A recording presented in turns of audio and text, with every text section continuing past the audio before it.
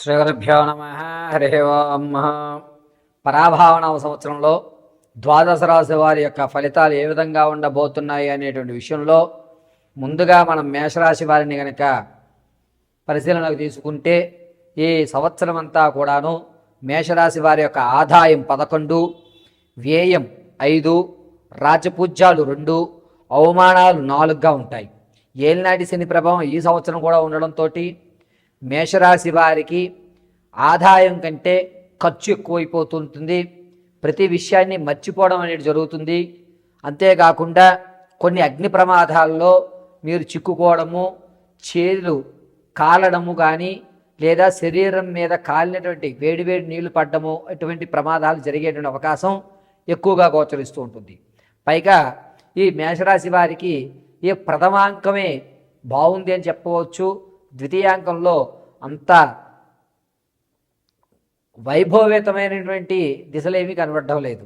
మేషరాశి వారికి పరాభావనామ సంవత్సరంలో 12వ ఇంట రాజ్యాధిపతి గురుడు 3, 4 స్థానాల్లో సంచరించుట, రాజ్యాధిపతి శని 12వ ఇంట ఉండడం వల్ల కాస్త ఊరట కలుగుతుందని చెప్పచ్చు. ఆర్థికంగా కొంచెం నిలబడతారు. మీరు ప్రత్యక్షంగా కానీ పరోక్షంగా కానీ మీ చేతిలో కమిషన్ తీసుకున్నా సరే ₹2 అనేటువంటివి మారుతూనే ఉంటాయి. ఆర్థికంగా ఇబ్బంది పడేటువంటి అవకాశం లేదు. మీరు చేసేటువంటి ప్రతి పని కూడా దృఢ సంకల్పంతో చేస్తూ ఉంటారు. వచ్చేటువంటి మే 14వ తారీఖు తర్వాత నుంచి మేషరాశి వారికి విందు వినోద శుభకార్యక్రమాల్లో మీకంటూ ప్రత్యేకమైన గౌరవం రావడం, ఒక స్థాయి అనేటువంటిది ఏర్పడడం, రాజకీయ నాయకులకు మాత్రం జనాల్లో ఆదరణ పెరగడం, విద్యార్థులకి జ్ఞాపకశక్తి కొంచెం తగ్గుతాం. రైతులు ఎవరైతే ఉన్నారో వాళ్ళకి ప్రథమాంకంలో పంటలన్నీ కూడా క్షేమదాయకంగా రావడం, ద్వితీయాంకంలో కొంచెం ఇబ్బంది పడడం. రియల్ ఎస్టేటు, స్టాక్ మార్కెట్టు, అదేవిధంగా వ్యాపారాలు చేసే వాళ్ళకి ఆగస్టు వరకు కూడా పర్వాలేదు, మనం పెట్టిన పెట్టుబడికి లాభం వచ్చిందిలే అనే మాట అనుకుంటారు. ద్వితీయాంకంలో నష్టాలు ఎక్కువగా చవి చూస్తున్నాయి. ఆరోగ్యం విషయంలోకి వచ్చేసరికి వేడి వేడి నీళ్లు కానీ నూనె కానీ శరీరం మీద పడడం, లేదా అగ్ని ప్రమాదాలలో మీరు చిక్కుకుపోవడం, ప్రమాదాలు అనేటువంటివి మార్చి 28వ తారీఖు నుంచి జూన్ వరకు కూడా ఎక్కువగా జరిగేటువంటి విషయాలుగా గోచరిస్తున్నాయి. పైగా ఈ మేషరాశి వారు ఆగస్టు నుంచి కూడా దైవ దర్శనాలు ఎక్కువగా చేస్తూ ఉంటారు. ఆగస్టు నుంచి ఏదో తెలియనటువంటి శక్తి భూమి మీద ఉంది అని గ్రహించడము, దైవ సంబంధితమైన కార్యక్రమాల్లో ఎక్కువగా పాల్గొనడం అనేది జరుగుతుంటుంది. విలువైన బంగారు ఆభరణాలను మాత్రం ఖచ్చితంగా ఆగస్ట్, మే, జూన్ ఈ 3 నెలల్లోనూ బంగారు వస్తువులు పోగొట్టుకునే అవకాశం ఎక్కువ లభిస్తుంది. తాత ముత్తాతల నుంచి లభించేటువంటి ఆస్తి ప్రథమాంకంలో రాదు, ద్వితీయాంకంలో మాత్రమే సంభవిస్తూ ఉంటుంది. ఈ మేషరాశి వారు ఈ సంవత్సరం అంతా కూడాను మేధా దక్షిణామూర్తిని ఆరాధన చేయడం, నల్లటి బొట్టుని అడ్డంగా ధరించుకోవడం, ప్రతిరోజు కూడా నవధాన్యాలు నీళ్ళల్లో నానబెట్టి ఏదైనా తెల్లటి ఆవుకి తినిపించుకోవడం అనేది చాలా మంచిది. కనీసం శనివారం అన్నా సరే నవధాన్యాలు ఒక 1/4 కేజీ నీళ్ళల్లో నానబెట్టి శుక్రవారం రాత్రి, శనివారం తెల్లవారుజామున ఆవుకు తినిపించండి. శుభస్య శీఘ్రంగా ఉంటుంది. మీ యొక్క స్థితిగతులు మారేటువంటి అవకాశం శ్రీగురుభ్యో నమ. హరి ఓం. శ్రీ మహాగణాధిపతే నమ. శ్రీ మహాసరస్వత్యై నమ. శ్రీగురుభ్యో నమ. హరి ఓం. జగతం పితరం వందే పార్వతే పరమేశ్వరం. సర్వం శ్రీ అంబికానుగ్రహకటాక్షవలసిద్ధం. ప్రతి ఒక్కరికి కూడా ఈ పరాభావనామ సంవత్సరంలో అనేకమైనటువంటి ఇబ్బందులు చవిచూసి ఈ సంవత్సరమన్నా సరే నా యొక్క స్థితి మారుతోందా, మారడం లేదా, నేను ఏ విధంగా స్థిరపడగలుగుతాను అనేటువంటి సందేహం ఉన్నవారు, ఈ సంవత్సరమైనా నా జాతకం మారితే నేనంటూ ప్రూవ్ చేసుకోవడానికి అవకాశాలు ఎక్కడన్నా కలుగుతాయా అనే ఆలోచన ఉన్న వాళ్ళకి మనం మేషం మొదలు పెట్టుకుని మీనరాశి వరకు కూడా ఏ విధంగా వారి యొక్క జాతక ప్రభావాలు ఉండబోతున్నాయి, ఎవరి యొక్క జాతకంలో ఆదాయ వ్యయ రాజపూజ అవమానాలు ఏ విధంగా ఉండబోతున్నాయి అనేటువంటివి గోచారరీత్యా రిపీట్ గోచార రీత్యా వారి వారి ఫలితాలని వివరించి చెప్పడం జరుగుతుంది.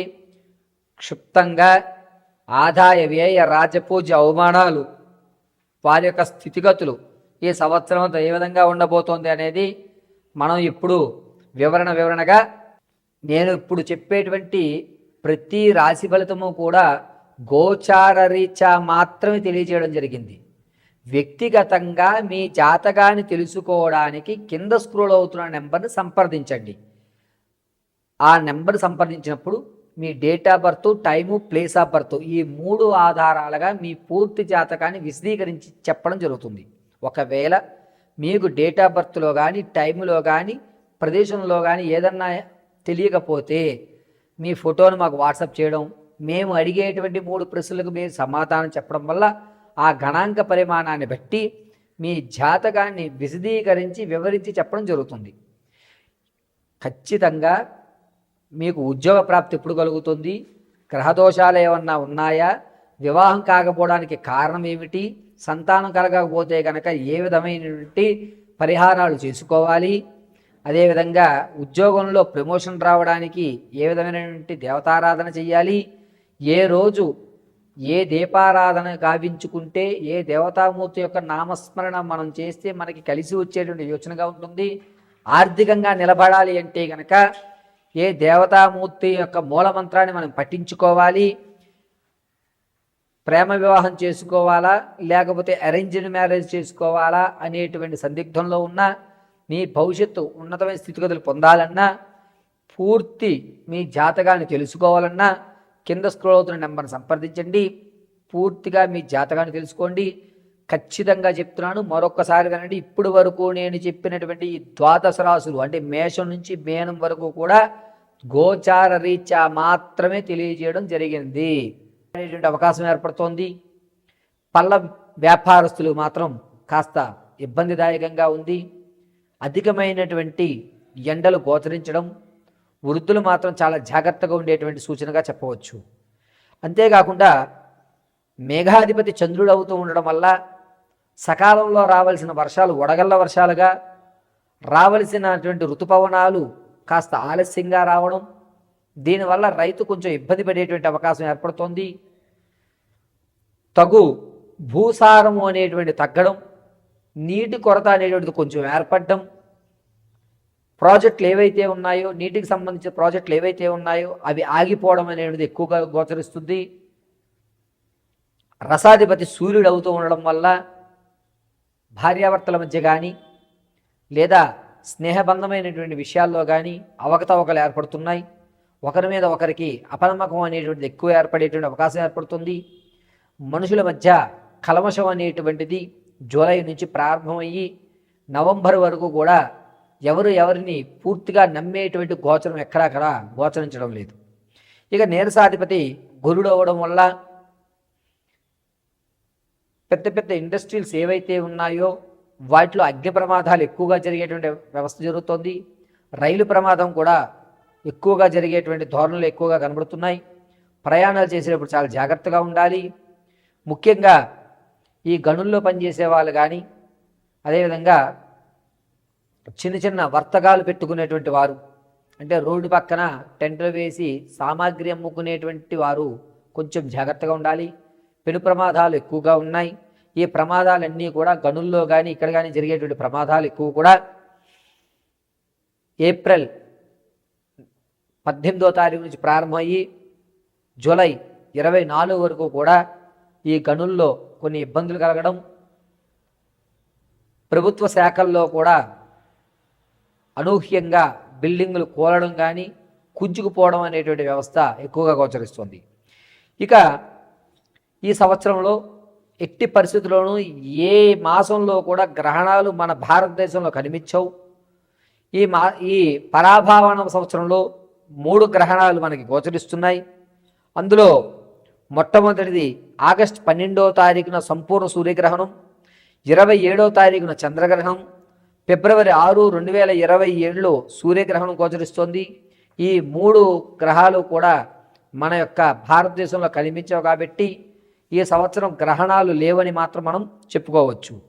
ఇక మూడాలు అనేటువంటివి గురుమూఢమి జూలై 15వ తారీఖు నుంచి ప్రారంభమవుతుంది. ఈ మూఢమి చాలా తక్కువ రోజులే ఉంటుంది.